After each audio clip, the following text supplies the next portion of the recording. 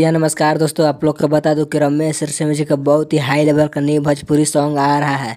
कौन सा सॉन्ग है, किस चैनल पर रिलीज किया जाएगा, मैं आप लोग को इस वीडियो के माध्यम से सब कुछ आगे बताएंगे।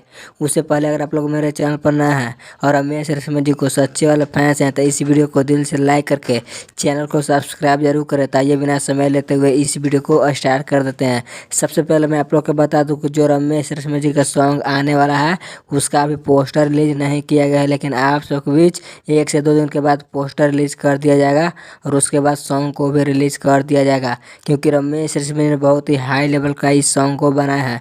तो आप लोगों को क्या लगता है कि सॉन्ग को बहुत जल्द आना चाहिए या नहीं आना चाहिए, इस कमेंट के माध्यम से अपनी राय सुझाव जरूर दें। और अब तक मेरे चैनल को सब्सक्राइब नहीं किए हैं तो सब्सक्राइब कर लें। तो अगर वीडियो अच्छी लगी तो इस वीडियो को शेयर भी कर देता। आज का वीडियो यहीं तक रह लेते हैं, तो मिलते हैं नेक्स्ट वीडियो में।